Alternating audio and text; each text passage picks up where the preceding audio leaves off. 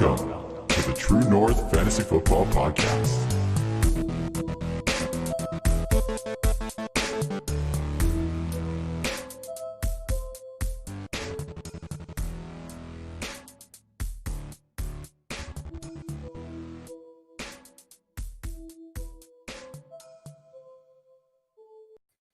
What up, fantasy people? Trav from True North here, and I am live as always from Dirty Laundry Studios, and football is back, baby. You can find me on Twitter at TCL14. Check out all the team's content at TrueNorthFFB.com and subscribe to the TNFF network on YouTube. That's where you can find us now. We're also on Twitter and Periscope, and we will be loading this up to your favorite podcast platform overnight. Killer episode on tap tonight. I'm super stoked about this one. We're going to do some trend spotting. We got a new segment called, or it's centered around a new sponsor of ours, which we are extremely excited about. And then we're going to play some this or that rapid fire style. But first, I think it would only be right if I introduce tonight's cohort of hooligans, I'm going to call you. This is actually an all-Canadian episode, boys. We are all from the Great White North, and to take a page from our brother Goat District's book, I'm going to give that a big air horn. Beep, beep, beep, beep, beep, beep, beep, beep, beep, beep, beep. So super excited to have an all-Canadian episode. I think it's been a few episodes since we had one of those. So to go around the horn here, fellas, sorry, that's a long intro for you guys to sit and listen through. We got our guy, True North Crew, Will Harris. You can find him at It's Harris Time. He is the founder of the most competitive best ball tournament in Canada, the CNBBCL. He's also one half of the founders of Viridian Global, who is our merchandise partner. What up, Big Willie style? I see you got a fresh haircut, brother, it looks like. Yeah, man, I had to give up on the headband game. It's been 3 years of headbands and playing with my hair. So I just said, you know what? Damn it. New look. And we got a fresh cut. We're ready to rock. We're ready for the season. Super pumped to be here. Super pumped to have our two guests on tonight, Matt and Matt. They're going to bring some heat, two guys that have been thoroughly entertained and educated by during my time here on the fantasy football world. So I'm super excited for tonight. Yeah, buddy. I judging by the fanfare that surrounds them, I really hope the headbands aren't dead. But if they are, I'll pour one out. Special occasions. Right. That's your Sunday's best. Yeah. All right. So moving on, we are going to down to, I guess, the viewers bottom left there. The listeners have no clue who's on the bottom left. Somebody that we at True North consider a part of the family. That would be Matt Marchese. You can find him at MattSN590, and he's working with Sportsnet's The Fan 590, and he's a fantasy football contributor, writer for Sportsnet up here in Canada. Matt, how you doing, brother? It's been a minute. Yeah, it has been. I'm happy to be on with you guys. This is going to be a lot of fun. Yeah, dude, it's going to be good. We've been trying to get you on one of these epis quite a bit recently, and we obviously chat all the time. So it's great to have you here. And then to complete the dual Mats that we have going on here, and somebody else who True North also considers family up here in the Great White North, a good buddy of ours, and somebody who knows big families better than anybody as the father of roughly 27. We've got Matt Donnelly. He is the co-founder of Dynasty Vipers. You can find him at Dingus4 on Twitter. And Matt, I got to say that your Twitter handle is 100% one of my favorites out there. It's simple. It's beautiful. I love it. How you doing tonight, buddy? I'm doing good, and I'm not a big fan of exaggerating, so we'll tell the viewers the truth. I've only got 13 children. So, and the other moniker is I am the Canadian Phillip Rivers, right? That's kind of what goes on up here. I'm not as north as you'd think. With that many children, you think the only thing we'd be doing here is reproducing, but that's not entirely true. It's just the middle of the prairies. There's nothing else to do. And I'm sorry, we got Matt over here on the other side who's like a professional, and I'm going to totally bring the professionalism of this show down if you're not. I'm only professional in title here. That's it. That's really all we're working with here. In true Canadian fashion, we are all self-deprecating human beings, and it's glorious. I love it, boys. I'm super excited to have you guys on. And yeah, sorry about the exaggeration on the kids there, Matt, but I feel like once you get to a certain point, does it really matter anymore? No, we're not. When you think about it, I asked the wife to kind of do some research for me. I bet you, because we also foster, right? We bring in children here and there, and I think we've had close to 70 or 75 kids that have come through our home over the time. So we'll go with 13 because 75 sounds really bad. No, that's great. Actually, I got a lot of respect for what you guys do because I actually work in a similar field with foster parents and some of their supports, and it's pretty incredible the impact that people like yourselves have on the kids' lives there. But really quick, fellas, we're going to get into it tonight. Like I said at the top up there, we are going to do some trend spotting. So I'm going to talk about a few players and situations that we saw unfold over the weekend. Like I said, football is back, gentlemen. And so we're going to unfold those and we're going to talk about whether those are trends. We're super excited. If anybody's following our Twitter account, they know that we have a new sponsorship with Monkey Knife Fight, and we are super stoked about that. We're going to get into a new segment that's centered around them and some of those prop games you can play over there. And then really quick before we get into it, fellas, I just want to talk a little bit about another one of our sponsors, and that would be Expand the Box Score. Expand the Box Score is one of the essential databases out there for all sorts of fantasy data. They got a really sick database for all sorts of stuff, all sorts of things that you can't necessarily find easily elsewhere. Expand the Box Score has. We at True North here, we dig a lot of stats, and a lot of them come from Expand the Box Score. We use their NFL and college football bundle, which you can get as a package together, but they got Major League Baseball, they got the NBA, they got college basketball, I believe, and even minor league baseball, which is incredible. So if you want to go over to Expand the Box Score and dig through some of that data like we do, check them out, sign up, and use the promo code TrueNorth10 to get 10% off at purchase. Let them know we sent you, and you can do a little bit of stat digging just like we do. So we really appreciate our friends over at Expand the Box Score for being a faithful sponsor of ours. Andy Singleton's a great guy doing a lot of great work over there, so we love that partnership. Okay, fellas, I got a bunch of that stuff out of the way, and we are going to get into the trend spotting segment. So I'm going to lay out some things. I'm going to throw it to you guys. We're going to talk about whether these things are going to trend. Does that sound good? Let's do it. Bring it. Giddy up, boys. All right. So we're going to start off the hop with last week's Thursday nighter. The Chiefs beat the Texans in a good game, and we're going to kind of zoom into the running back situation. Obviously, that is the hot button topic in Kansas City. Clyde Edwards-Helaire, he had that huge game in his debut. Super good for all those people who are drafting him in like the mid first round. But I think the big surprise there that we want to monitor is that most of his work came in the run game, gentlemen. All of his fantasy points came as a runner, and he only had one target in the entire game, which everybody thought he was going to be a pass catcher. So what I want to know from you guys, and Dingus, I'm going to go to you first, my man. With that perception as a pass catcher, do you think the usage stays so skewed towards the run, or do you think the pass catching volume is going to kind of balance out for him to be like a multifaceted weapon in that offense? Okay, so I'm going to start off and say I'm not the biggest Clyde Edwards-Helaire fan to begin with. Okay. It's for me, it's Cam Akers for me. I planted my flag on him a long time ago. However, what we're not talking about enough is this Kansas City Chiefs offensive line. Mm-hmm. This offensive line does not get the credit it deserves. They added Osemele here in the offseason. The Canadian doctor came back to Canada to do some work there, so let's give him a shout. This is the same Kansas City offense, that Damian Williams should have won the Super Bowl MVP behind.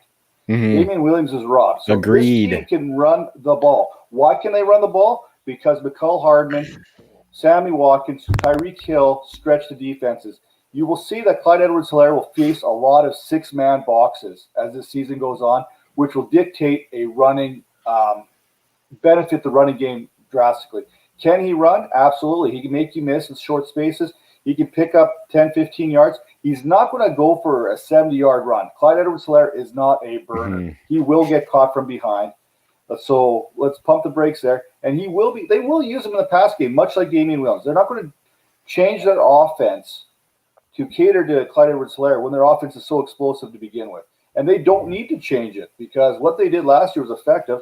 And whoever the running back is going to have success in the run game because there's only going to be 6 guys in the box. Yeah, I love that. And I really like what you said about him not breaking those big runs, because that was something that I was pretty concerned about. Was this offense is predicated on space. And so when he gets that space, is he going to be able to break away from those linebackers and safeties? I'm not necessarily fully on that board, but I was not only impressed with what he did in tight spaces, but I was pretty impressed with what he did in some of the open spaces as well. So Matt, I'm going to kick it down to you, my man. What do you think there? Do you think he's going to keep getting that heavy carry load? I think it was really optimistic what we saw, because I don't think that we went into that game thinking that he was going to do all of his damage on the ground. And he ends up playing 67% of the snaps, and he has a big day on the ground. He was only targeted in the passing game twice. And, when we look at the damage that those running backs have done, and Dingus said it, like, you would think that there would be some value in a pass catching running back in that offense. And the fact that he put up all those fantasy points without having to do anything in the passing game is really good. I know everybody wants to lean on, well, he couldn't punch it in from 2 yards out. Okay, that's fine. But he's still going to get those opportunities. The fact that he was given those opportunities gives you some hope that there's even more room to grow here. I will also say that I wasn't the big Clyde Edwards-Helaire fan. Somebody said, if the circumstances were the same, would you take Clyde Edwards-Helaire or Jonathan Taylor right now after week 1? And I would have taken Jonathan Taylor ahead of him anyway. So I think when you look at this Kansas City offense, there's room to grow for Edwards-Helaire. I do agree he's not the most explosive guy, but there were not too many better rookie debuts than that one. Like Kareem Hunt was a monster a couple of years ago. That one is up there. Not quite as good, but it's up there. Absolutely. Big Willie style hit me. What do you think of that situation? Choo-choo. All aboard the jumping on CH hype train. And I think that, the path was clear when Williams opted out. We saw that CEH jumped about 2 rounds in drafts, and, he has the trust and the faith of that organization. Dingus hit it really well, that offensive line looks like they didn't skip a beat, and they lost Tardif, which was the linchpin for their offensive line. And that was really impressive. And, a couple things really resonated with me. I think that he isn't this explosive kind of back that, that Williams was, that could rip open a 80-yard run and take it to the house. But I don't think he needs to be. He has incredible wiggle. He has this glide and slide across the field that is just, kind of magical to watch. And I think that we're just getting started. What's really excited for me is that everybody else here touched on it, is that he established a rushing floor that we didn't expect. So now we have the ceiling when maybe when the Chiefs are coming from behind and they need those outlet passes to their running back, then we're going to unlock an upside in the passing game. So that's really excited. So I think that he's really just getting started, and we're just starting to tap into the potential. The goal line thing, I thought it was hilarious. Everybody was kind of sounding off on that on Friday morning, and nobody wants to talk about how the Texans defensive line played against the Chiefs the entire game. JJ Watt had an incredible game. He stuffed CEH, the Merciless 2 put up a performance. And I think that that's really overlooked on and overhyped on CEH's goal line ability. I think that, that trust that the Chiefs had for CEH in his debut on the goal line, and I think that speaks volume for the player. So I'm super pumped about the Fresh Prince of Helaire, and I think that he's going to be a staple in fantasy lineups for a long, long time. Yeah, man, that's really, really well put there. I'll be honest, gentlemen, I got to take everybody's taking those week 1 victory laps this week. I know we're super excited about football, and definitely there's a lot of players that have broken our hearts already after that first game with big expectations. But I'm going to flip the script on that. I got to take a bit of a defeat lap for Clyde Edwards-Helaire, if you want to call it that.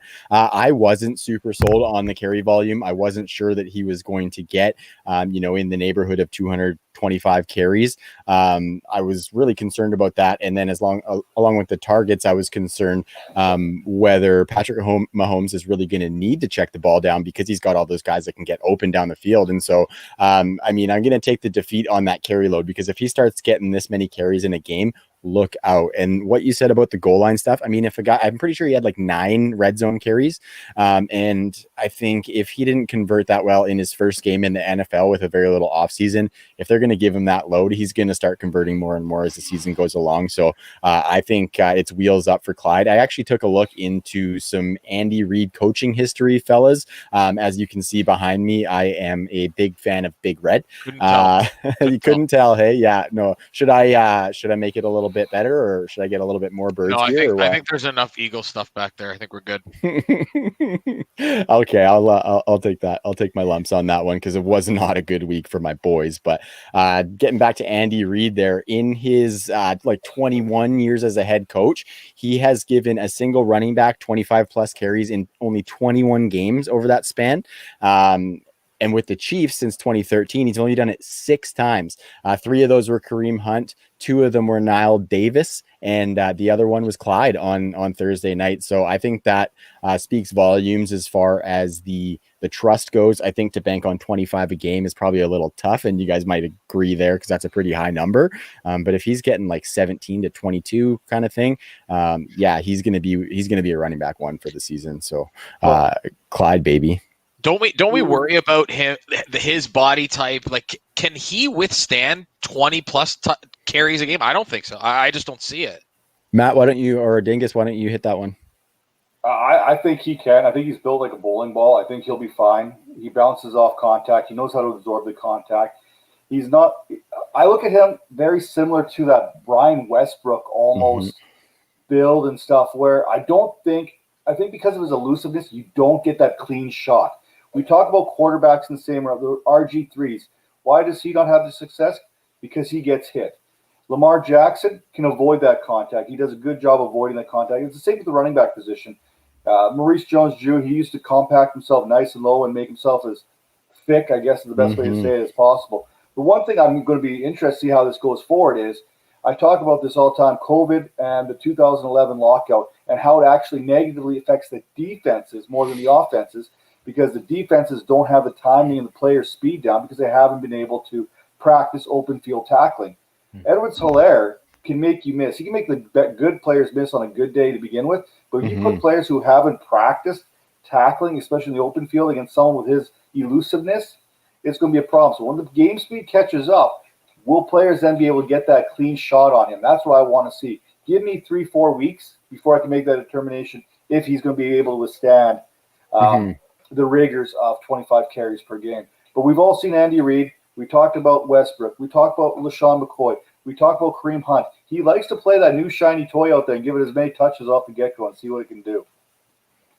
Yeah, for sure. And I think another thing to that point is we talked about the offensive line and how they're good if they can keep that intact, and the amount of space that this offense is going to give him. I think he can probably keep himself clean and not getting popped in the hole necessarily, which is a place that he excels at, in those tight spaces and in being elusive with that. So yeah, I like that wrap up on Clyde, and I think it's going to be a really good year provided he can stay healthy and like you said, Matt, hold up to all those carries. So fellas, I'm going to move on to the next one. Big Willie style, you're going to kick this one off. Okay. So we're going to talk about the Nick Chubb Kareem Hunt split in Cleveland. It was not a good day for the Brownies. Chubb had a stinker with under 8 points. Kareem Hunt was better on the ground than Chubb was as far as the stat sheets go. And he had 6 targets along with that to Chubb's 1 target. And Kareem Hunt actually outsnapped Nick Chubb, which was wild. So, Willie, do you think this is kind of like a game script situation where they needed Kareem Hunt, the superior pass catcher, in there, or do you think this might be a trend going forward? Yeah, great one to start off with. I know that I've got into quite a few debates in regards to the Kareem Hunt Chubb debate. And there's already quite a few victory lappers going around on, yeah, I told you so, we got one right in this live stream that, I was taking Kareem Hunt in the 6th round because I knew that he would outsnap Chubb in the late 1st and 2nd.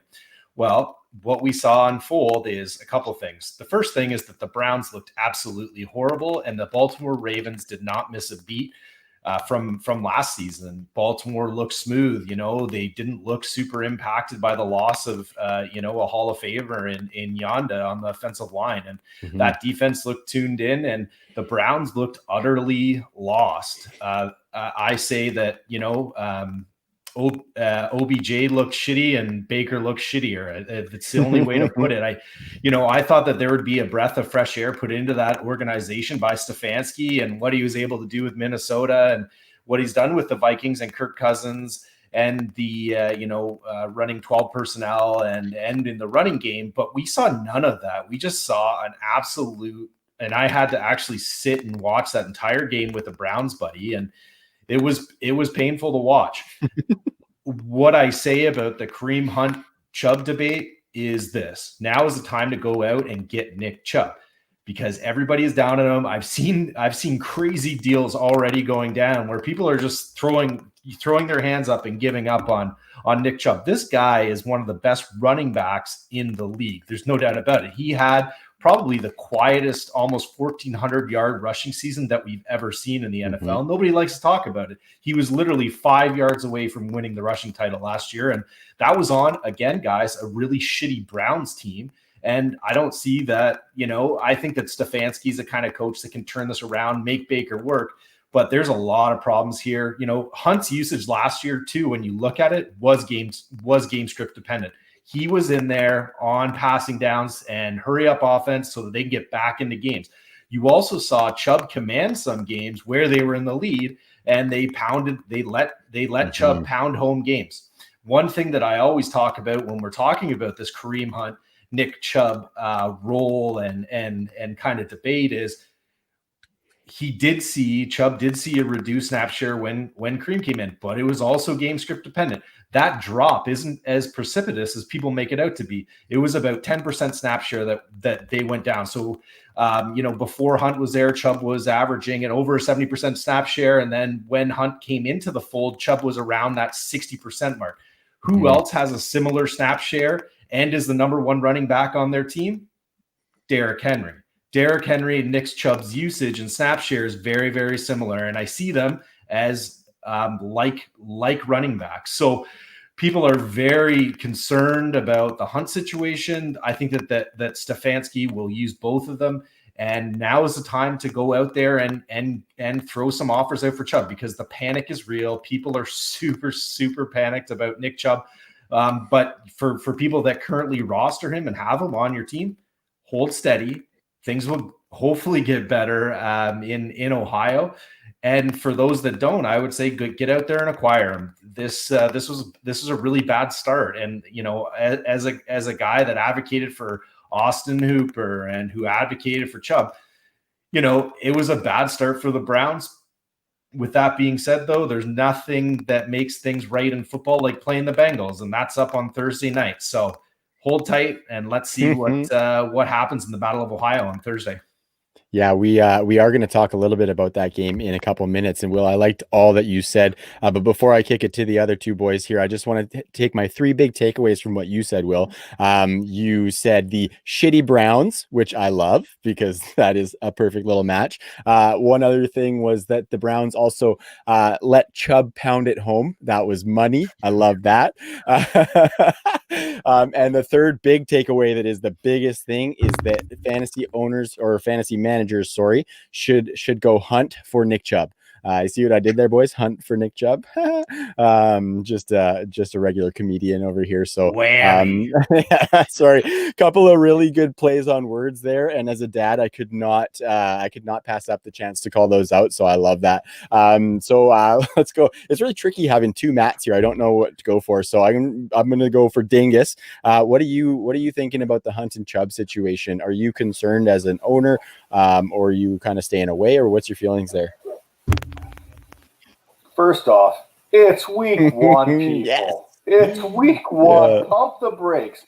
I've been saying, I'm going to keep going back to this COVID situation, comparing it to the lockout. You've got two new tackles in Cleveland, in Conklin and Jedrick Wells, who they drafted as a rookie. Both are going to be fantastic, but it's going to take some time to get that offensive line in sync again. Once they do, that is a fantastic offensive line when you come to think about it, especially the acquisition of Conklin. Chubb I'm buying Chubb. I think both you can actually roster and start both of them. I do in a couple I think Hunt spots. is an excellent. I did this week too. It kind of kicked me in the ass, but I think going forward, Hunt is going to be. I think they're going to see equal shares. It's no different than starting Austin Eckler and Melvin Gordon. They're both going to have very specific roles and what they're going to do for the offense. And one will not affect the other as far as touches go. I think they're both in line for 20 touches each. I don't think that's outlandish. And I think they can both give you RB1 numbers any given week, possibly both of them, depending on how that usage goes. Stefanski is a smart man. He knows how to use the running game. We've seen what he did with Dalvin Cook and Alexander Mattison in Minnesota. And I envision that to be a very similar situation in Cleveland. I definitely blame the whole Odell Beckham social media talking about shitty Browns on this loss. See, I'm trying to be professional here. And by the way, anytime there's a positive comment towards Matt in the chat here, I'm just going to assume it's me. Just because I sort of feel better. Take it. Take it and run with it, bro. That's all yours. I would take credit for it. I gotta say that I would love to hear Dingus and Matt and Trav. I mean, what'd you think of Wills? I mean, that guy is a beast. I think that when he develops this season, that offensive line and two, I mean, that Tennessee corollary now with Conklin in the mix and Derrick Henry blocking for Chubb.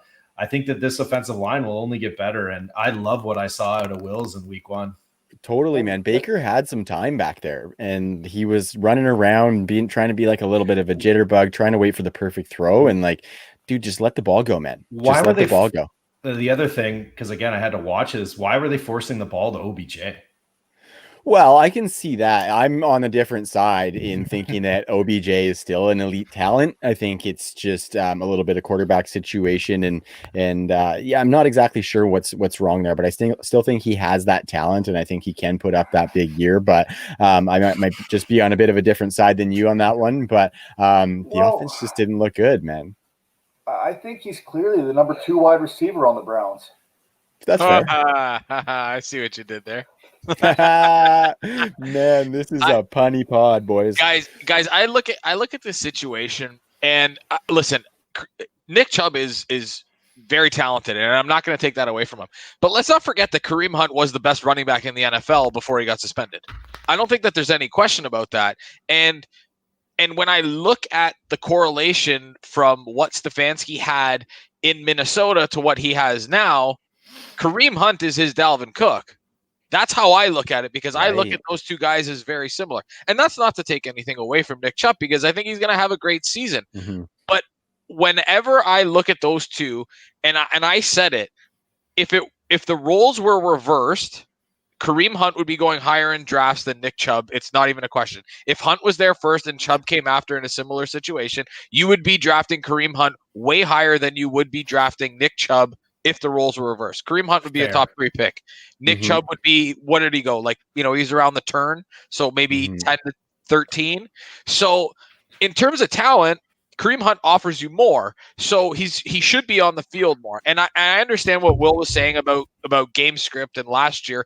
Different coaching staff. I agree the offensive line is going to get better, but I don't know. I'm not convinced. I'm not convinced that Nick Chubb is going to be the guy that's going to get more work. I just look at it like Kareem Hunt had 9 first down carries to Nick Chubb's 7.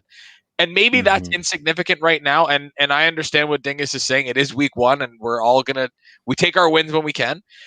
But I do believe that you can start both guys every week. I would be comfortable in that. Mm-hmm. But I don't think that Nick Chubb's the lead guy. And that may be hot takey after week 1, but I think it's Kareem Hunt because I think he's the better running back. Mm-hmm. Yeah, it's going to be an interesting one to see play out just because there is just so much talent between those two guys. I love how you talked about the Vikings corollary with Stefanski there, because last year with those two running backs, like Alex Madison was still top 20 in red zone carries. So there was plenty of opportunity to be had for both backs in Minnesota last year. So I think it's going to kind of shake out as kind of maybe like a 60 to 65 to 40 to 35 split as far as carries, but I think the targets are going to be heavily in Kareem Hunt's favor. It was really weird, actually, because one thing that we were looking for was Kareem Hunt to be split out into the slot and used out that way. But Kareem Hunt actually only was split out on 4 of his 32 snaps, and Nick Chubb was split out on 8 of his 27 snaps. He was either in the slot or out wide. So really kind of backwards usage, if you ask me. But I totally agree with you guys that we can probably start both of those guys every week. Just we got to be prepared for one of them to put up a not so stellar game, right? Okay, fellas. Okay, Yeah, no, you're right. Yeah, I was waiting for somebody to jump in there, but you know what? I fully expect a lot of my players that I roster to put up poor games a lot of the time. So for one of them not to perform, I call that a victory if one of them actually is performing. But no, we talked about one is definitely a flex option. One is definitely an RB1, RB2 range, depending on how you want to look at it. They've both got their value. They both can be started. And I think they're both going to get better as the season goes on as far as production goes. Absolutely. But Matt hit it on the head here. If we did a draft right now, or even trade value, if you're going out to trade for one of these 2 running backs, you're probably paying more to acquire Hunt right now after week 1. Totally. Yeah, I like that. So definitely a buy opportunity to be had, because I still think Nick Chubb is an elite runner in this league, and Kareem Hunt did get that 2-year contract, which definitely was to the chagrin of people who held him in Dynasty, hoping for him to move on next year and take somebody's full workload. But definitely still some value to be had there, gentlemen. So I'm slowly realizing that this segment of trend spotting is strictly running backs. Just running backs. I got all running backs on the show sheet. Trav, what else matters, man? Does that matter? That's true, seriously, man. If I could have a team full of running backs and just play them all in the flex, which is a possibility, but that is a wild league format, I would do that, because running backs are just so much fun. They're super sexy, and there's a lot of unpredictability. So when you hit on those guys, it just feels pretty boss. So the next guy we're going to go to is one of True North's favorite, the Dob Goblin, J.K. Dobbins, and his immediate role in Baltimore, which was not necessarily expected. Mark Ingram, been the lead dog, big trust out by the bank. And then J.K. Dobbins comes in and has a really decent role. I mean, 7 carries, 22 yards.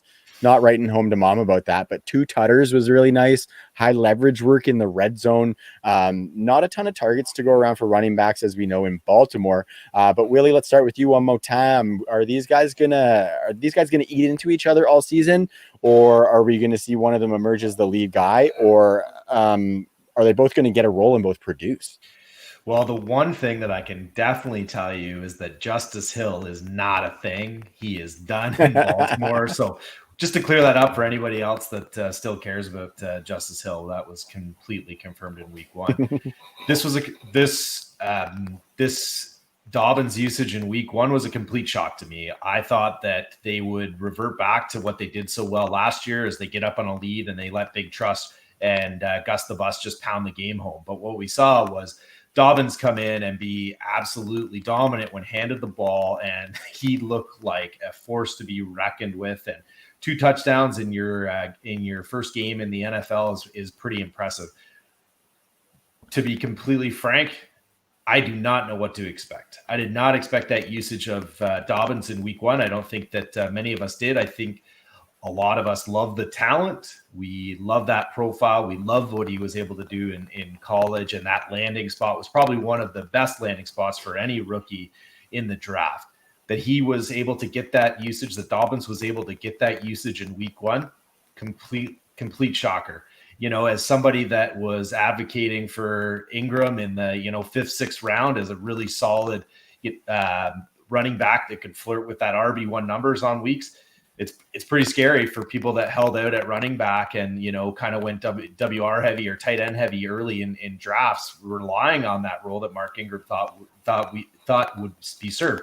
For those of us that have Dobbins on the roster, you got to be super excited that we can start slotting him in the flex almost immediately.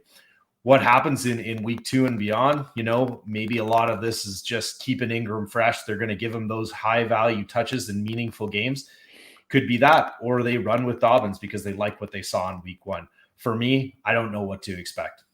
Yeah, I'm with you. And you and I actually did that in the analyst division of the FF chat Discord. We were hitting value at wide receiver, and we took Mark Ingram as our running back too. And week 1 was not a good week for that team. I'll tell you that. Do we make it over 50 points? I don't think so. We got Jordan Howard, Nick Chubb, and Mark Ingram as our starting 3 running backs. But so we had Robbie Anderson and Darius Slayton on the bench, right? On our bench, yeah. So that was great. So that was really, really great. Matt, why don't you let us know what you think of the situation in Baltimore? It's a tricky one, but it's a sexy one. So I want to say I don't listen. I think you, like I said, you take your wins where you can get your wins. So in my first piece for Sportsnet.ca, I wrote about guys that were going to underperform their ADP, and Mark Ingram was getting drafted as RB20, and I thought that was way too high. He only handled 52% of his team's carries last year with a way less talented Gus Edwards. J.K. Dobbins has draft capital. They're going to use him. It's only a matter of time before he starts getting 14 carries a game and maybe a few catches here and there. Mark Ingram's always been productive. He's on the wrong side of 30. He's been fairly healthy over the span of his career, which I think was a surprise to some. But I think we're seeing the time is starting to catch up to him a little bit in that it just they want to go with the younger back. They took him where they did for a reason. And it's not to say that Mark Ingram is going to be totally useless, because he is going to have a role. But my only concern is if J.K. Dobbins is getting those touches inside the 5 or inside the 10, what exactly is Mark Ingram's value? Because they don't throw the ball a lot to running backs. And J.K. Dobbins is he's the more talented pass catcher out of the two. And let's not forget that Gus Edwards still had a role. It wasn't a big one, but he still had a role late in the game. So I'm with Will. I really don't know what to expect. The one thing I will say is that if Dobbins is getting those touches inside the 5, you're in the right offense, because there's going to be plenty of them. So I was really happy as someone who has Dobbins in Dynasty and in another couple of leagues. I was thrilled with what I saw. You'd like to see more. I'd like to see more than 7 carries, but he certainly made the most of the 7 carries that he had. I think we're going to see a lot of games where the Ravens are up, and we're going to see a lot of Dobbins and Edwards to close things out, because Will made the point. They may want to keep Ingram fresh. It's not like he's a bad running back. Like, I don't want this to sound like he's not talented or he's not going to be useful, because he's both of those things. In my opinion, he's just not as good as J.K. Dobbins is. Yeah, I think they showed us last year that they want a multiple back set with their usage of Gus Edwards. I'm on the side where I do think both Ingram, I mean, it's week 1, gentlemen. So I'm not ready to sell off Ingram that fast. I mean, the guy last year was top 10 in red zone carries, and Gus Edwards still had 20 red zone carries himself. Kind of similar to the Madison Cook situation a little bit, where they both had enough opportunity to eat. Gus just did not convert very well. So I'm of the mind that Gus is going to be kind of the forgotten guy. He did get 4 totes in the game, but it is definitely interesting when he got those. So I think Gus is going to start to go by the wayside a little bit. I think Ingram can get back to some of that 2019 efficiency. And then I think Dobbins is going to have enough role alongside him to eat. But Dobbins is good enough that he could take that over. It's just whether the Ravens are ready to allow Mark Ingram, who has been great for them since they got him, to kind of take a back seat to the new toy in the Dob Goblin. Dingus, where are you sitting with Baltimore? Prior to the season, I really envisioned this offense to be a lot like how the Saints used Ingram and Kamara when he came in. Dobbins does compare fairly reasonably to Kamara, what they do and their gifts they do, the pass catching with the running ability. But like Matt said, when you see Ingram not get those goal line touches, it kind of put up a little bit of a red flag for me. And let's not forget, Gus the Bus Edwards is still there. And if I'm not mistaken, if you put Gus with Ingram, with Dobbins, I'm pretty sure Gus still had more yards per carry too. So Gus Edwards is that running back that nobody wants to talk about. No one wants to admit. No one wants to even think he's going to have a role in this offense. But every year he consistently has more yards per carry than any of the other backs on our roster. So Gus Edwards will have a role. And I do like how you guys mentioned that this is a team that is poised for a deep run. we've seen this year more than any year. I hate coming back to the COVID, but you never know. There's so much uncertainty about players and a position. So why not get Dobbins a 50-50 share of Ingram? Because any minute Ingram can come down with COVID. Any minute Dobbins can come down. Any minute Gus Edwards can come down. So the more guys you get into this, more repetitions, more game action, the more prepared your team's going to be, especially if you're a team that's in that situation to make a push for the Super Bowl. And I think we can all admit that the Ravens are no worse than a 12-win team this year. I think that's pretty much a guarantee. And by watching the rest of this division, Cincinnati, we've seen Cleveland against them. Pittsburgh did not look like world beaters because they don't even have James Conner. They got the Snell cow running the ball right now. So there's going to be concerns in that division. I think Baltimore's in cruise control right now, how it stands, and why not use all three running backs and save some mileage on them? Yeah, that's a great point, because there is not a smarter organization in football than the Ravens. They continue to take value in the draft. They will stockpile players at a position that we think that they're set at, and we saw it again with them grabbing Dobbins when they could this year, and they're going to use them accordingly, and they're set again for a very deep playoff run. And and it seems that the team as well is bought in, right? Like we see it across the board in Baltimore. Everybody is there for one reason, it seems. And hey, if that, I'm sure that Big Trust, he would like nothing more than to get a ring in Baltimore. And if that means Dobbins spelling him off so that he can have those high value touches later on in the season, bring it. Yeah, man, he did that. He did that with AK, right? He did that in New Orleans with the Saints. When Kamara came along, he realized, hey, I got a role to play here. I'm not going to be selfish. I like that about him. And this isn't Ozzy's team anymore, but you think we talk about the Kevin Bacon relations with how things go. If you look at how they got Dobbins, the 10 degrees of Kevin Bacon, this is the 10 degrees of J.K. Dobbins here, right? So New England traded their second-round pick to Atlanta for Mohamed Sanu last year. Atlanta then traded that second-round pick to Baltimore for Hayden Hurst. Baltimore used that pick for J.K. Dobbins. J.K. Dobbins should be a New England Patriot where they could probably use a running back right now. So that's how smart the Ravens are. Yeah, I like that. That was some mind-blowing shit there, Dingus. I love you putting that web together. I dig it. Okay, gentlemen, we're going to move on to the last player we're going to talk about in trend spotting here. This is a guy that I faded a little bit coming into the season. No victory laps here because after all, it is week 1. And the usage was surprising, and it could be good surprising if there was some more efficiency. And that would be Austin Eckler. Very similar to Clyde Edwards-Helaire. Austin Eckler had 19 carries in week 1. Austin Eckler only had 1 target, gentlemen. What in the hell is going on there? Is it like a Tyrod Taylor thing? Is it what's happening there where he only got 1 target? Because even I, who was fading him, did not think that he was going to get such a low target volume. So why don't we go to Matt Marchese over there? Why don't you start us off with Austin Eckler? I'm glad that you started me off here because I shouldn't have been surprised at what we saw. Tyrod Taylor only threw to the running backs on 3% of his throws. 3, not 13, not 30, 3. And I was looking back to see if this was something that I should be aware of, and I should be as a Bills fan. He didn't throw the ball to running backs all that much. The most ever targets that he had with the Bills to a running back was Shady McCoy in 2017, and that's only because the next 2 guys that caught passes from him were Charles Clay and Zay Jones. So McCoy had 77 that year, and the next 2 guys had 74. Before that, nobody had more than 55 targets from Tyrod Taylor as a running back. So that's a problem. The other thing that I didn't really love was that Joshua Kelly had 4 red zone carries to Eckler's 3.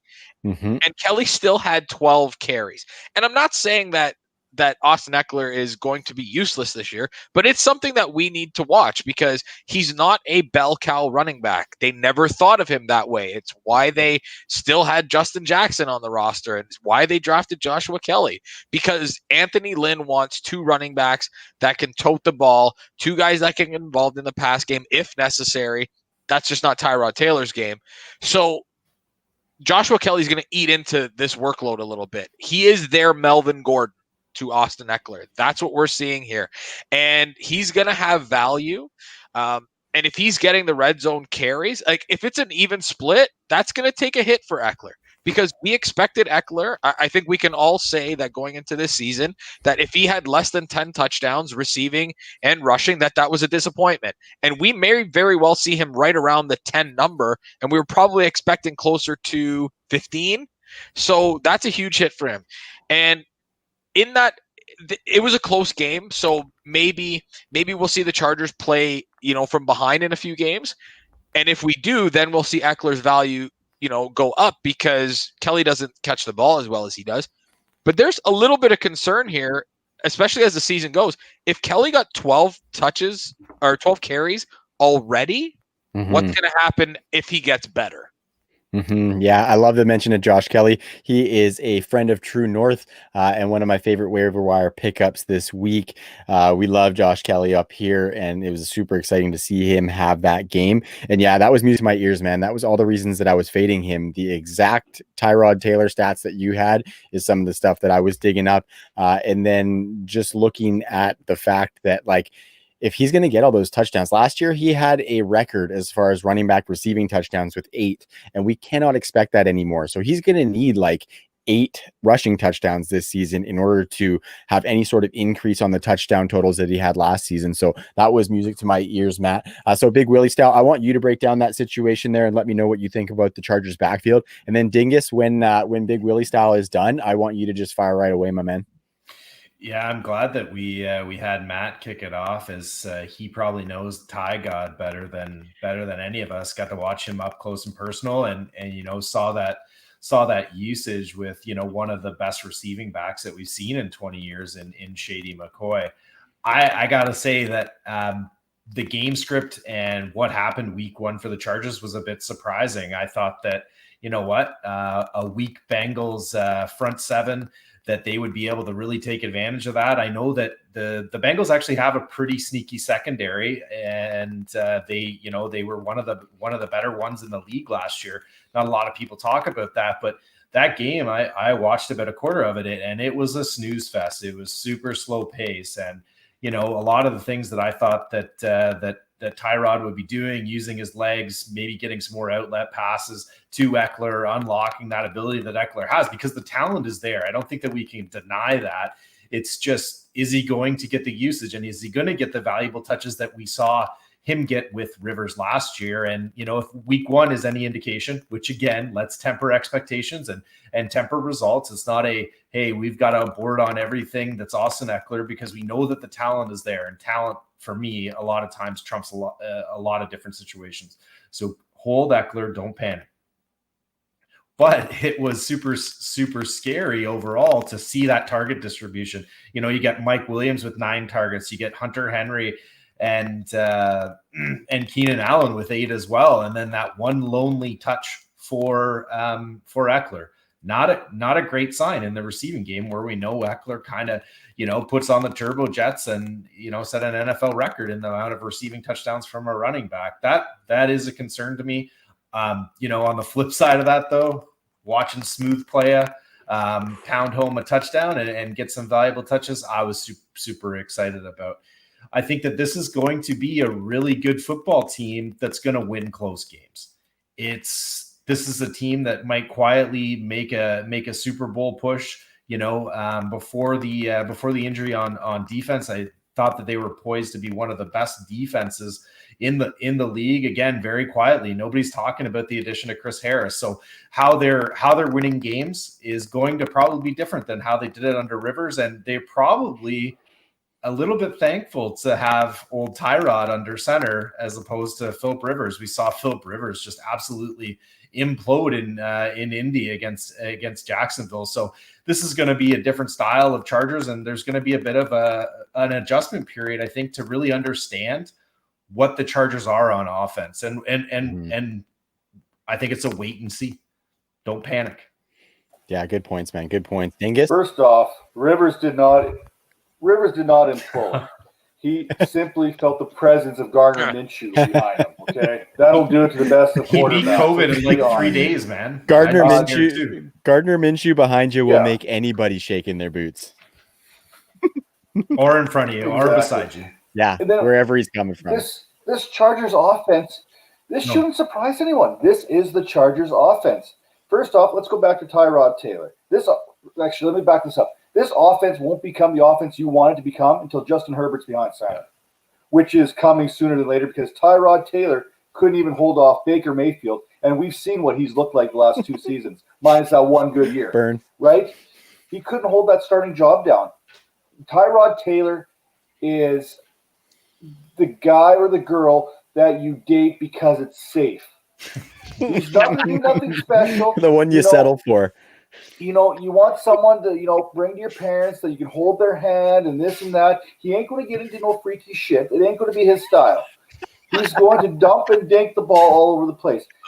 The targets you saw between Hunter Henry and Keenan Allen were intermediate targets. He took some deep shots with Mike Williams, but those are really 50-50 balls that Mike Williams made plays on. That's called the way. And Mike Williams had to make some insane adjustments on that ball in the air. Austin Eckler was never going to get more than 18 to 20 touches. It was never going to happen. That is his role. Now, I thought maybe he'd get some more passes out of the deal and get some receptions out of the deal, so that a little bit surprised me. Josh Kelly came in to play the Melvin Gordon role. That's why they drafted him. He's got the better draft capital, and he's a better running back than Justin Jackson. Even though Justin Jackson performed well for Northwestern, had some pretty amazing stats, he's just undersized. Joshua Kelly is that banger. There's no doubt about it. He is their goal line back.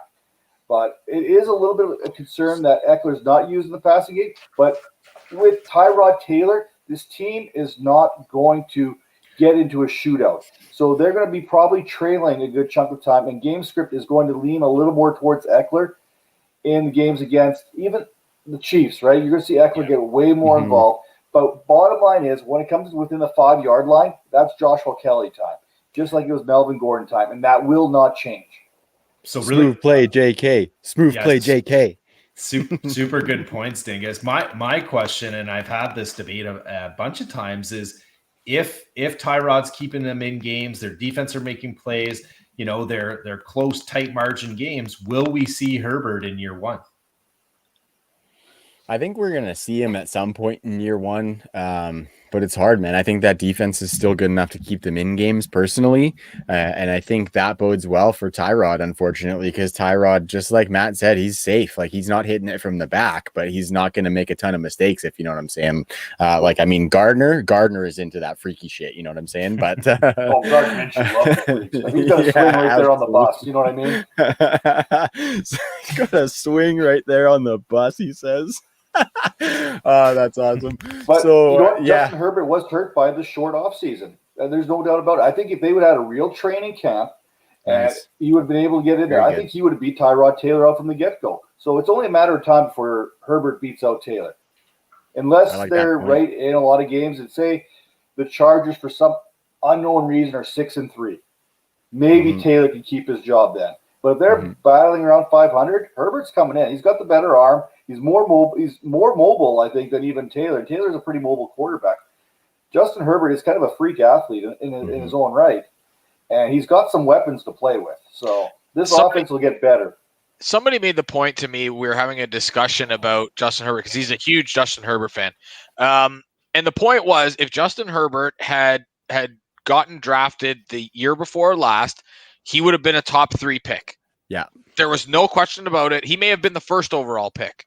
So you look at that information. The guy has talent, and this team is not put together for Tyrod Taylor. Like, Mike Williams is there. Mike Williams is very effective when he's playing. Keenan Allen's a great receiver. Hunter Henry's great. Tyrod Taylor isn't the guy for this team.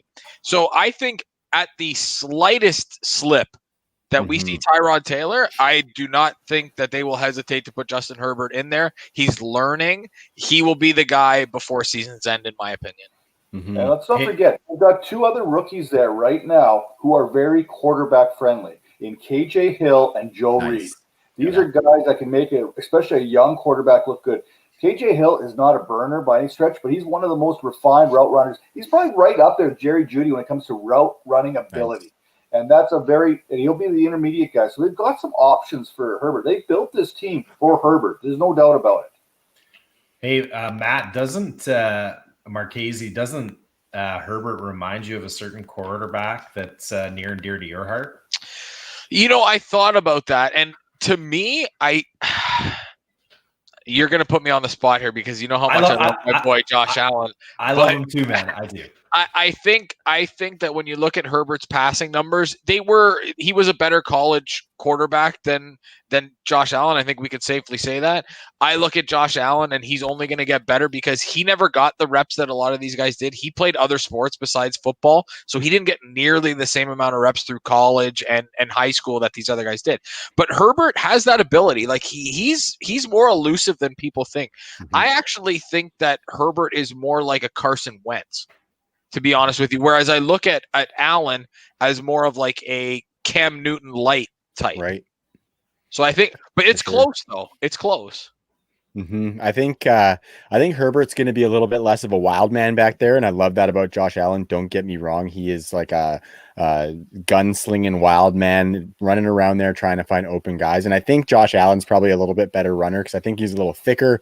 I think he's got a little bit more strength than Justin Herbert will. I think Justin Herbert might be a little bit more of like a slippery runner with that lanky frame of his. And I think he's going to be a better passer, to be honest. I think he will be really good for Mike Williams in particular when Justin Herbert gets in there. Yeah, I like those points, guys, because Dingus, you were talking about the lack of offseason. I'm totally with you that he could have beat out Tyrod Taylor if he had some more time in that offense. So that was really well put for the Chargers quarterback situation for sure. And one more little quick thing. The Oregon offense there didn't ask Herbert to do anything special either. They did not utilize his talents as well as they should have in college. Mm-hmm. So he does have some catching up to do for the pro level. Yeah, good point, man. Good point. I think we wrapped up the Chargers situation pretty good. Fair to say that we all expect more targets for Austin Eckler, but we're not necessarily expecting 100% that top 10 season that a lot of people were thinking coming into the season. So thank you for that, gentlemen. And it's funny because when we're doing our drafts, Eckler's kind of going in that same range as running backs as Josh Jacobs, mm-hmm. Miles Sanders, Nick Chubb, and Joe Mixon. I got blasted when I took Josh Jacobs at 109 in one of the drafts. And let's be honest, I'm a Raiders homer, so it was going to happen one way or the other. But, he was in that conversation, and I just did not understand why he was in that conversation. I think a lot of people misinterpreted the situation where he was going to get his touches plus Melvin Gordon's, and that was never going to be happening. Yeah. Perfectly said. I think that's a good way to end the Austin Eckler talk, gentlemen, because you nailed that one, Dingus. Gentlemen, this is a new segment we're going to be getting into in just a second here. Super excited about that. If anybody is watching on YouTube or on Twitter, they can see a little bit of the new gear that I got. Got a little fresh package from Monkey Knife Fight, and that's our new sponsor, gentlemen. So Monkey Knife Fight is, to me, it's the most fun that I've had playing daily fantasy sports. For me, I really like the prop bets because I already got enough lineups to set in a week. I got like almost 30 leagues where I'm setting a ton of lineups. And I think Monkey Knife Fight is unique in that these prop games that you enter, you've got a variance of different buy-ins, a variance of different buy-in multipliers, and a whole ton of games that you can get in and play. So we really appreciate the partnership with Monkey Knife Fight. Sorry, gentlemen. And if you haven't checked out the YouTube channel, go check it out because I'm going to be doing a weekly segment called Making Bank with Monkey Knife Fight, where I run through a game entry and kind of reason out why I'm going the way I'm going in that game. But gentlemen, are you ready? Because this new segment, I think I'm going to call it I Got 5 on it, because I'm going to toss down a $5 entry on a game with my guest every week, and I'm going to track the record and see how we cumulatively do. I'm sorry, that word is very tough. And this is the inaugural one, gentlemen. So you guys are on the first round of I Got 5 on it. Okay, so I'm going to pretend I'm going to call it 4th and 5 because you're going for it here. Get it? I see what you did there. Don't use that. That's horrible. I was going more for the Loonies hip hop track of the late 90s or I think it was late 90s. One of my jams back in the day. Were two Toonies and a Looney? Yeah, 2 tunes and a loony. Let's keep the Canadian theme going. 2 tunes and a loon. I love that. Just over 2 extra large Tim's coffees is what we should call it. Okay, fellas. So I'm just going to share my screen up here for our viewers on the YouTubes. Share screen. Gonna go for that one right there. Okay. All right. So this is the Monkey Knife Fight platform. As just real quick, gentlemen, before we get into it, as any of our viewers can see, all these games up top are all the different ones you can get. You can see the 2.5 multipliers. It goes all the way up. You can multiply your buy-in by like 35 times in this format. So we really love what they do over at Monkey Knife Fight.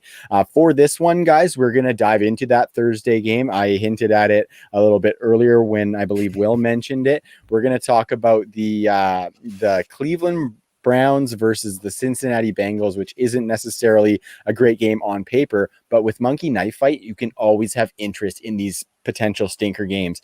You drop $5 down on a game and you are intrigued from start to finish to watch guys to see how much receiving yards they have, or to see if this group of players can hit a certain amount of receptions. So I've been loving playing on Monkey Knife Fight. Will, I know you have as well, and we really appreciate everybody else who has joined on there. One thing with Monkey Knife Fight is if you sign up and use the promo code TNFF, you will get an instant match on your first deposit of up to $50. So you drop 50, you get another 50, and you're playing with 100 bones, ladies and gentlemen. We like that. We really, really like that. So fellas, are you ready to get into it? Let's roll. Let's do it. So just for the sake of time, I've pre-selected a game. We're going to play a game of rapid fire where we have to select 4 out of 4 correct, guys. And the prize multiplier is 6 times. So if I'm dropping 5 bones, I can win 30 bones on this bad boy. So pretty excited for that. And so with the 4 that we need to select, considering there's 4 of us, I'm just going to go around the horn and we're going to each pick one, guys. So we are all in this together. We ride together. We die together. Whoever gets it wrong is going to get a lot of shit talking from me because you're losing my money. But this is going to be fun nonetheless, fellas. So why don't we just go in the order of the video screens? I'll go down to you, Big Willie style. You guys can see this all good? All right. So yeah, the first one is Baker Mayfield versus Joe Burrow in passing yards. And you'll see here when you're looking that Joe Burrow, he is getting a bonus 22.5 passing yards. So essentially, Will, do you think Baker Mayfield will have more than 22.5 passing yards more than Joe Burrow? Or do you think Joey Burrow is going to take that in his second career game? Not a chance that Baker Mayfield outplays the Tiger King. Nice. I'm going Joe Burrow. You know, he had one of the best collegiate seasons of all time, and the Browns suck. I love that. He didn't even hit 200 yards against the Chargers. That's a much better defense, though, and the Browns have a lot of injuries at the cornerback position right now. Yeah. That's one thing I was thinking for this one. All he has to do is outthrow Baker, though, Dingus. That's it. I'm like here for it. Cousin to kiss, you know what I mean? There's no right answer here. Yeah. Is there an option for none? Yeah. Can we just pass on the Browns Bengals game? This might be a trick question. The leading passer may be Case Keenum. Oh, a yank job in week 2? That would be incredible. That would be so Browns. That would be incredible. Okay, so moving on from the kissing cousins. Not sure what you're doing out there in Alberta there, Maddie. It's medicine hat. Take it easy on him. All right, so we're gonna go down to it's your turn, Dingus. If you're not into Will's pick, you can totally redeem yourself. Receiving yards, the teammates, Odell Beckham and Jarvis Landry. This one feels kind of gross right now with the way Baker's playing as well, but you can see there that Jarvis Landry gets spotted 6.5 receiving yards. So who do you think is taking this cake? Well, speaking of being into some freaky shit here, we got Odell Beckham and Jarvis Landry, and I think there is going to be a correction here in which Odell Beckham will wipe the field with Jarvis Landry, because I think he definitely has more than 6.5 yards more than Jarvis Landry. But I do think there's going to be an overcorrection in this offense here and how Odell Beckham was used in week 1. Now, I love myself some Jarvis Landry. I think he's an underrated receiver. But give me Odell Beckham Jr. here. It's only 6.5 yards, so it's pretty close. I think he's going to have a big game against the Bengals. Nice. I like the driver's pick there. That's probably where I would go in this. Oh, he went OBJ. He went OBJ. Sorry, dude. Sorry, buddy. Remember, he's going to wipe the field. Okay, I'm sorry. Yeah, that's right. Wiping the field. My apologies, gentlemen. So hopefully that Browns offense isn't too clogged up, if you know what I'm saying, gentlemen. Because I personally want Odell to eat, but I apologize for misinterpreting that one there. Okay, so we're going down to Matt Marchese. My man, we got another set of teammates in Tyler Boyd and AJG.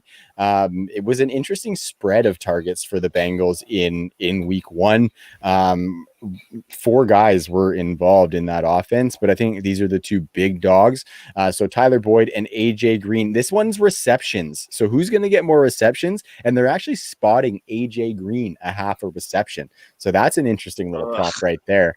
So where are you sitting on the Bungles wideouts? I hate that I have to probably pick AJ Green here because I don't trust him one bit.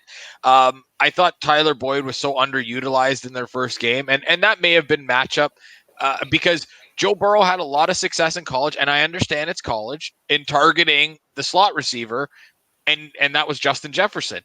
Tyler Boyd, I think that we're waiting for the breakout because I think a lot of people thought that he opted out after not seeing anything from him in the first half, especially myself, who was banking on some points as I have him in multiple leagues. But I want to say I'm going to go a little bit off the board here. I think it's going to be Boyd. I think that he's going to I don't trust the Cleveland defense. I don't think that the Cleveland offense is going to be on the field enough to make an impact where they can keep the ball away from Cincinnati. So I'm going to go with Tyler Boyd, and he's going to have his breakout game with Joe Burrow and hopefully help win me my week because I could certainly use it. Yeah, week one was tough on a lot of us, my man. So I like that. Tyler Boyd's a really, really good pick. See that, boys? I picked the right one on this one. I was paying good attention. Sorry about that. Sorry about that again, Dingus. I was just paying attention to the stream and making sure we get this game pick in here. But that was a really good all right. one. I wouldn't listen to me half the time either. So. All right. So I'm off scot-free. I love it.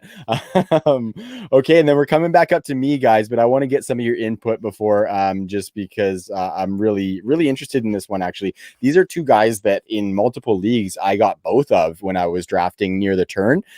We got our man Nick Chubb, the running back for Cleveland, of course, and we've got Joey Mixon, who just inexcusably was not in on any third downs last week. Gio and his excellent mustache were holding that roll down, and it was extremely frustrating because I just want to free Joe Mixon in that offense. Like, come on, Zach Taylor. Joe Mixon is a better player than Giovanni Bernard.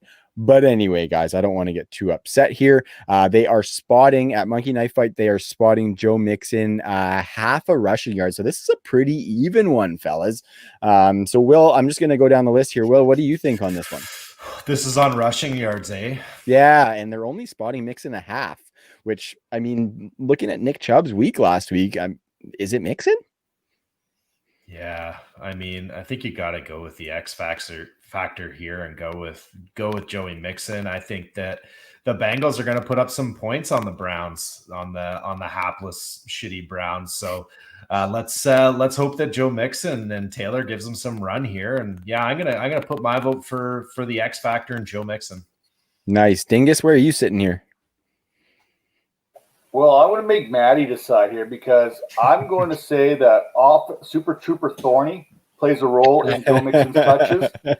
And I'm going to go back. The Browns get back on track here against the Bengals. Now, there's 2 things going on. Where's Geno Atkins going to be this week? Is he still nicked up? Because his backup got nicked up too. And that interior of that Bengals is going to be a little bit softer than what it was even against the Chargers. And the Chargers have a pretty good front themselves, but most of their pressure comes from the edge. Now, we'll see what the Bengals can do defensively, but I think they're going to be soft in the middle without Atkins there, or was it DJ Reader? Is it Reader that was there? Yeah, I think that's who's the backup there. I think the Browns attack that soft underbelly of the Bengals, and I think Chubb's the guy who's going to go in there and hammer away. Mixon, on the other hand, we're talking rushing yards. If we're talking total yards, I'd probably go towards Mixon here. I think he has more yards, including passing, but strictly on the rushing yards, I think there's going to be another correction here for the Browns and getting Chubb involved. Nice. All right, fine. I get to decide. How wonderful. Well, I Good didn't for say me. that you had to decide. This is actually my pick, so I could override all of you guys guess if I that's wanted true to. too. So, okay, so Dingus is only half right. I get the rookie treatment on the pod today. So, no, it's good. Let's hear it. I think I hate to agree with Will because I don't want to agree with him on anything, but I think I'm going to go back to my conversation that I was having about Kareem Hunt. I think that he just eats into Chubb's workload too much on the ground, whereas Giovanni Bernard shouldn't, or at least, or he might not, but he shouldn't. And Mixon's going to get the bulk of the carry. So if this was, I agree with Dingus. If it was total yards, it would be runaway for Joe Mixon. But I'm looking at it. I just think that Mixon's going to get too many carries. He's going to get more carries than Nick Chubb, which should equal more yards. So I would take Joe Mixon.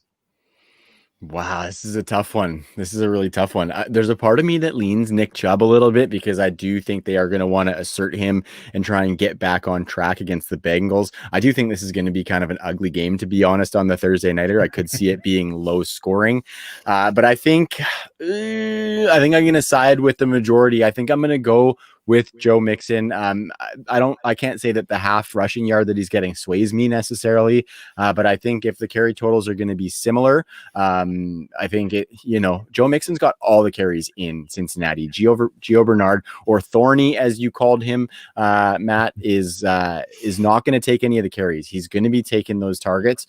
So as far as rushing yards alone, I like that pick with Mixon. So we are going to go there, gentlemen. And as I said before, I've got 5 on it, so I'm going to toss a 5 spot down there. In the States, they call them greenbacks, but if you haven't seen our money, our $5 bills are blue, ladies and gentlemen. So I'm going to toss a blue back on this one, if we want to call it that, and then submit. And then we just wait till the Thursday nighter, fellas. And so, as I already said, I am definitely going to trash talk whoever makes us lose this. But I think we could totally make this happen. Yeah, and the other thing too, just about Monkey Knife Fight, guys, and it's a little bit different from other DFSs. Everything is instant. Like, the cash payouts happen like, a few minutes after the game. I've never seen anything like that. You get a nice confirmation email. Hey, you've made some money on Monkey Knife Fight. It's in your account. It's ready to go. The instant deposit bonus. You're not going to wait, until you hit X amount of games or, you sign X amount of people up. Hey, when it's an instant bonus, it's right there. It's ready for you to use. It's really nice about Monkey Knife Fight. They've taken a lot of this DFS, some of the things about DFS that we don't like, and they've eliminated that and made it a lot easier to play. I don't look at myself as a guy who really gambles, and Monkey Knife Fight kind of changes that because it's just so much easier to put these prop bets in. I'm a big touchdown dance guy. Absolutely love it. They make it easy, they make it fast, and they make it simple. Yeah, that was really well said, man. Go ahead. And I gotta say, the swag looks pretty sharp. Yeah, you can't argue with that. It's a lot better than my V gear I got going on right now. Dingus, I think that you're getting closer and closer to having your own lineup at Viridian, brother. Like, that photo, some Dingus wear. That photo that you sent me a little bit earlier got me pretty hot and bothered. Oh, major eggplant on that photo. I love that. But yeah, hey Dingus, if you need to gear up, you can definitely visit Monkey Knife Fight, or you can hop over to truenorthffb.com/shop to check out the True North shop presented by Viridian Global. You guys served that plug up on a silver platter for me, so I had to take it. So any of our listeners, any of our viewers, go check out the new shop on the site at truenorthffb.com/shop. And with our partners being Viridian Global, you can definitely go over to ViridianGlobal.com in order to check out all of the Viridian wear, because they are putting out some banger gear over on the site. Willie, you're doing some great work over there, brother. But yeah, so that's kind of the shop plug there. But just to touch on Monkey Knife Fight one more time real quick, if you go over there, like Will said, the instant match cash is just that. It's instant. You put in the code TNFF at first deposit, and they will match exactly what you drop in there on your first deposit up to a total of $50. So really appreciate what they're doing. Good people over at Monkey Knife Fight. We've had lots of really, really good conversations, and I just love the ease of use, the versatility that anybody with any skill level, any knowledge level, any level of research can go on here. They can play some games. I mean, my wife and I could easily go on and she would be able to grasp it with not watching football with me ever. So I really, really love the versatility. Is probably one of my favorite pieces about Monkey Knife Fight. So thanks again to them as another one of our gracious sponsors. Okay, fellas, we're going to get into the last segment here, and kind of in the same vein as that MKF game we just played. That was called Rapid Fire, and we are going to go through a little bit of this or that in rapid fire fashion, fellas. So sorry, guys, I keep hitting my camera there, and it just keeps going. Okay, there we go. We're good. So we're going to rapid fire this and that, and I'm going to give you guys a few groupings of players, and these are teammates. And it's interesting because some of them we thought there was going to be a certain guy who emerged and took over the job, but we saw a little bit different over the weekend. Sorry about those camera difficulties, fellas there. We are going to start with you, Big Willie style, just off to my right if you're the viewer. We're going to start in the Washington backfield with Antonio Gibson and Peyton Barber. And remember, we're doing rapid fire because we're going to go all the way around the horn and we're running a bit long. So yeah, Antonio Gibson or Peyton Barber rest of season. Oh, give me Gibson, I guess. Dingus, how about you? Gibson, not even close. Not even close, hey? Not even close. I Cream always rises to the top. Yeah, I hate that. I hate that Barber had more red zone carries than Gibson had carries, period. But I'm going with Gibson. He's just better. He's just better. Peyton Barber actually had the most red zone carries in the entire league in week 1, and with a 10 spot, which is really impressive. And I personally think he has that role locked down. But I'm going to go with Antonio Gibson because I think he is the better talent. I think he's got the size to take over that role. And regardless of that, I don't necessarily think Washington is going to be top 5 in the league as far as red zone trips themselves. So very good, boys. Antonio Gibson. So Trav, you mean that they're not going to play the Eagles every week? Okay. How do I remove Will from this podcast? Will is getting booted right now. Wow, bud, that was a bit of a low blow. Thanks. We're gonna move on. So we are going to go opposite of the way that we went because Will, you're gonna go last now. Matt Marchese, we're going Curtis Samuel or Robbie A with that big one that he put up this week. Okay, so I just did some quick research. Curtis Samuel has never eclipsed over 630 yards, and he doesn't play full seasons. And as much as it pains me to say this, because I actually like Curtis Samuel, Robbie Anderson, we've seen him do it before. It hurts me to say that because he's a former Jet, but Robbie Anderson. Nice. Dingus, where you at? Stop making Curtis Samuel a thing. It's not going to happen. Every year we get Matt Harmon hypes him up, and every year everyone jumps in on, and every year we're so disappointed. It's like my wife talking to me. She's so disappointed every night when she wakes up, every morning when she wakes up because of what happened the night before. But it's definitely Robbie Anderson here. Oh, you're incredible, Dingus. That was awesome. Big Willie style, where are you going? Yeah, I think it's time to open our hearts up and let it be Robbie Anderson season. I just wrote about it in Goodwill Hunting, and Robbie Anderson, we're used to him coming on strong at the end of seasons. We saw him do what he is capable of right in week 1. I love that connection that he had with Teddy Two Gloves. I think it's going to continue that whole Temple South storyline seems to be playing out. They're going to be in some shootouts. It's got to be Robbie Anderson. I like it. And you mentioned the Goodwill Hunting article. That's a weekly article that Will's going to be doing at TrueNorthFFB.com that went up just this morning, Tuesday morning. And so feel free to go over there and check it out. Give it a read, lay a comment for Will. Great piece you did there, my man. I like that. And I am going Robbie Anderson as well. Been super high on him previous seasons with the Jets. He is now free of Adam Gase and in a friendly fantasy offense. And I think Robbie A's got a ton of talent to be that deep threat. So I think that's a good play, fellas. Okay, so we're going to keep it rolling. Will, I will cut you a little bit of slack. You're not going to go last this time. We're going to go to Tampa, and we're going to talk about Tom's tight ends, O.J. Howard or Gronk. Gronk put up a stinker, and O.J. Howard looked fantastic, ladies and gentlemen. So all OJ Howard did last year was catch one ball at a Marlins game. I think that he's going to. I think it was a Rays game, wasn't it? Was it a Rays game? Anyways, Who cares? Who cares? It was baseball. Fan in the stands anyway. Either way. Yeah, it was the biggest thing he did last season. But I love the talent. I love the profile. It's going to be OJ Howard. Yes. I think that you know, I didn't see much out of Gronk. I don't know. You know, I watched most of that game. Didn't see much. Don't know if it's, you know, he's been out of the league for a year. But OJ Howard, he looked good. He had some sure hands, and we know that the talent's there. So it's OJ Howard. OJH baby. Dingus, where are you going? I thought I was going to be alone here with OJ Howard because it ain't skinny Gronk. Skinny Gronk cut a lot of weight. He's not. I don't think he's in his football shape, so to speak. Before he retired, he was battling injury. It's something that he's at that point in his career where he's going to get nicked up, and it's going to be something you're going to see drag out over the season.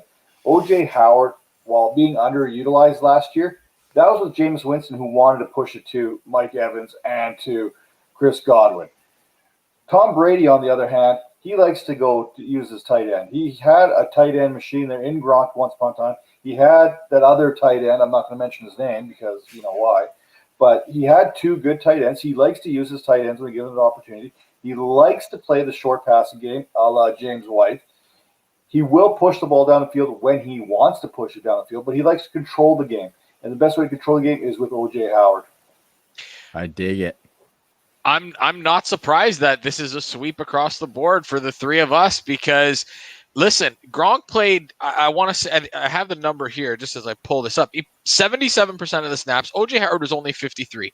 But Gronk only gets one target. Like, what is he, blocking Gronk again? Not with that body type, he's not. So I agree with Dingus. I just don't see it. I don't see him getting down the field the way that he used to. He's not the same guy. I don't want to, I like to plug my own stuff, but again, my first article I did for sportsnet.ca, that was one of the easiest fades of the year. That ADP was way too high for Gronk. Mm-hmm. He just wasn't going to perform. He hasn't played football or barely has in a year and a half. This is an easy one for me, and I think it's OJ Howard. Nice. We're making it a clean sweep, fellas. I'm going OJH partially because I still want to maintain some semblance of my dignity for how hard I was pounding the table for him last year. I really want that to work out. But no, I think he is just younger player, less injury history. I knew Tom Brady was going to love him. There's going to be lots of 2 tight end sets, and Tom's going to hit him because I think defenses for a little bit at least are probably still going to be paying attention to Gronk as the pass catcher there. So OJ Howard is a sneaky play at tight end. And I am 100% here for it. All right, gentlemen, we got 2 more groups because we're just going on. We're getting near an hour and a half, which is we're talking about trend spotting. That is a trend from time to time for True North Fantasy Football because we can talk football and it's a beautiful thing, fellas. So the next one, Mecole Hardman, Sammy Watkins. Going to go over to you again, Willie style. Mecole or Sammy Watkins rest of the season? Hit me. Give me the Lizard King. Give me Sammy Watkins. Wow, he is yeah. I think it's off his chair. Hey, man. Hey, you know what? We might have some American listeners here. We've got a big fan following down there, and I don't want them to think that all of us Canadians just agree on everything and drink maple syrup and strong beer. But Sammy Watkins, I saw coming into this season that hey, he has rapport with Mahomes. He is the second option. The third option in the passing game. And you know what? Week 1, Sammy Watkins was a thing again. And if he stays healthy, I think that he's going to be a viable fantasy option. And you know what? Hardman is a backup to Tyreek Hill. We do not roster wide receiver backups. Dingus, to you. That was pretty rude. Dingus, let's hear it. So I didn't write an article on this, but I am watching Sportsnet on TV right now. It's never Sammy Watkins. You can say Brian Pringle or Sammy Watkins, and I'll take Pringle. You can say well, no, let's not go with Demarcus Robinson because he can't catch for the shit. But, you know what? Demarcus Robinson may be the only rosterable player you can have on the Chiefs because I guarantee you he will not catch COVID. That's the one thing we know about Demarcus Robinson right now. But the answer is never Sammy Watkins. He has burnt me way too many times. I will never go back to him. He's like John Ross. You do not roster him. You know what? He will put up a 3. His best week is behind him. He only has one good week a year, and it's week 1. And week 1's come and gone. Mecole Hardman. I really struggled with this one because I agree with Will. If there's ever a wide receiver handcuff, Mecole Hardman might be it. And I know that the underlying numbers will tell a different story, but in just watching the games, he just wasn't there. Um, the only reason why I would take Sammy Watkins is because of those blow up weeks. He has them. We know. We've seen it. He dropped like a 40 burger last year. And that's the only reason why. You're rostering Mecole Hardman because you have Tyreek Hill and you are literally handcuffing a wide receiver because I don't think that he has standalone value. So this is like cutting off your nose to spite your face, but I'm going with Sammy Watkins because, he's burned me in the past too, especially as a Bills fan. I'm way too petty to go back to. Way too petty. As am I, Dingus. As am I. I am Team Mecole. We're obviously talking rest of season, not dynasty. I think dynasty, this is a no-brainer. But I am not in the same boat. I don't think he's a handcuff to Tyreek Hill. I think he gets a lot of work in the short passing game where Tyreek is getting a lot of that deep passing. And Mecole can be a yak monster if he's given that opportunity. So I'm going Mecole. I'm still holding out hope that he's going to be that late season breakout. I've been calling him since the offseason, and I wasn't calling him for 2020 numbers. I was calling him more for 2021 numbers, but I think he could see that full potential towards the back half of this season. So I would rather have Mecole Hardman on my bench than be tempted to put Sammy Watkins into my starting lineup. So for that reason, I am going with Mecole. And the last group, fellas, keeping it rolling. We're going to talk about the Los Angeles Rams running backs. Originally, I had Darrell Henderson in here, but I think I'm going to give him the boot. I think we're going to talk Cam Akers versus Malcolm Brown. Malcolm Brown had a monster week. Cam Akers couldn't really get a whole lot going against the Plowboys. So why don't let's go down to Matt Marchese, Akers or Malcolm Brown? This one was a tough one as well because I know Cam Akers is the more talented running back, but man, Malcolm Brown looked pretty good. I was stunned to see how good that he actually looked in that game. And they used him in the passing game, which I was a little bit surprised at as well. Mm-hmm. We had Henderson in there at first, and I had Malcolm Brown the present, Cam Akers the future, Darrell Henderson the never. So I think for the rest of the year, I still think I'm leaning towards Cam Akers, but Malcolm Brown is like that cockroach that doesn't go away. Like they didn't let him go to Detroit when he signed a free agent tender. They did not let him go. They signed him for more money, which I was shocked at. So they obviously love what Malcolm Brown does. I think in the short term, it's going to be Malcolm Brown, but I think by the end of the season, when it really matters for fantasy playoffs, I think Cam Akers is going to be the guy. Nice. Yeah, really well put there. Dingus, what about you for the Rams backfield? I'll give Malcolm Brown 2 more weeks. We talk about cream rising to the top. It's no different than we all know DeAndre Swift is going to take out Adrian Peterson at some point this season. We all know that there's going to be a point where J.K. Dobbins gets more carries than Mark Ingram. It's no different in Los Angeles. Cam Akers is going to take the throne there, and it will happen sooner than later. I keep going back to how hard it is for these rookies to get into the pace of the game. Going from college to the pros with no training camp, no contact, and trying to learn the idiosyncrasies that they're about to embark upon. And with that, I use a bunch of big words all at the same time. I don't even know if it makes sense. And with that, it's going to be Cam Akers because he is the most talented running back, bar none. We know the Rams love Malcolm Brown, but Malcolm Brown could not get touches last year from Todd Gurley on one leg. Todd Gurley had one leg. Yes, the Rams love Malcolm Brown. For everything you said, the Lions tried to get him. They signed him. The Rams said, no, we want our guy back. But he cannot beat out Todd Gurley on one leg. And Todd Gurley was banged up last year. Cam Akers has 2 healthy knees. It was a 5-star recruit going from high school to Florida State. Somehow turned positive yardage while at Florida State, and which is a very good comparison because the Rams' offensive line isn't that good, even though it does look a little improved because Brown was hitting some holes there.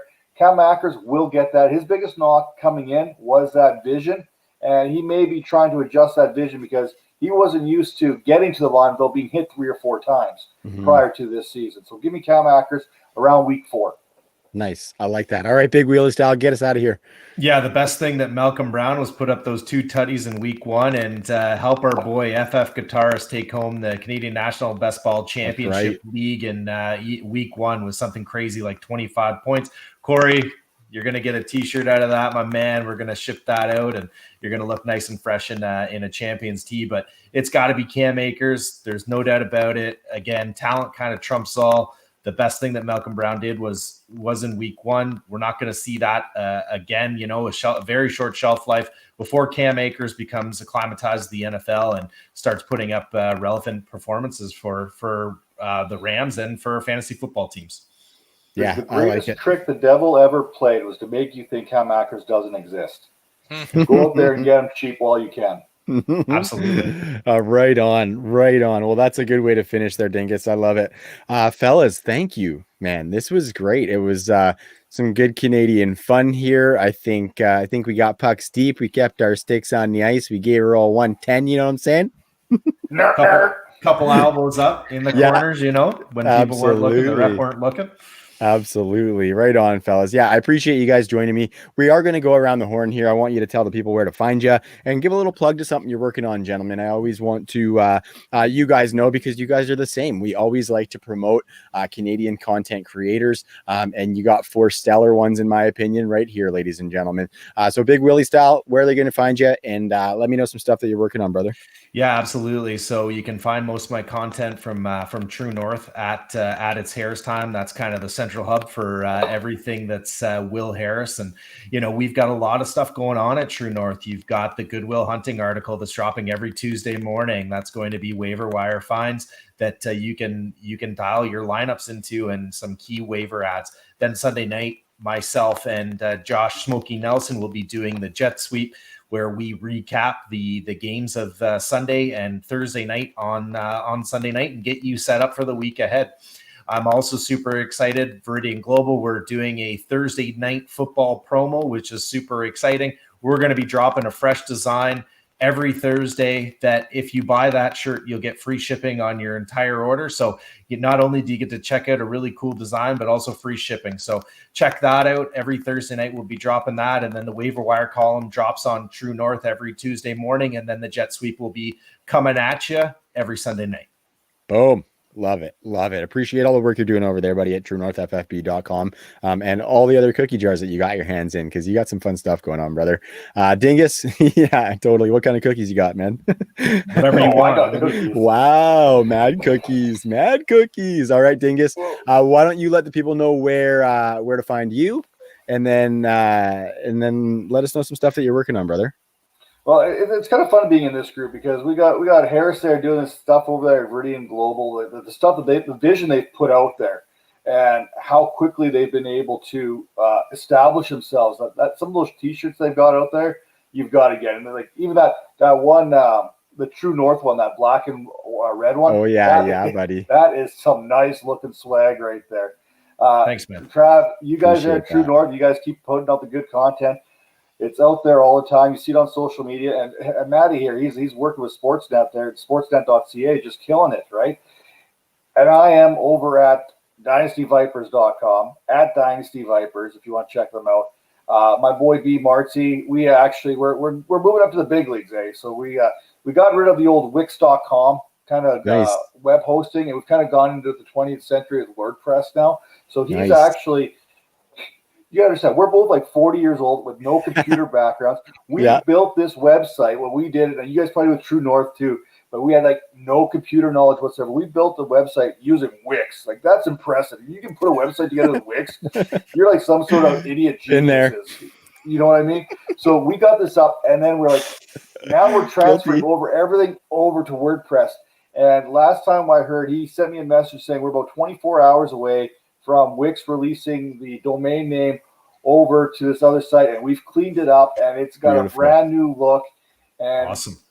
The writers and stuff, like we've got over there, we've got a good combination of some Canadian guys, underfollowed, Calvin and Hobby. You guys know Chev there from the Dynasty Rewind. He does some stuff for us. RS Smooth, he's over with us too. We got Jeff doing some doctor stuff. So, we got to check out our team over there. They're putting up some good content, and I'm just here to look pretty.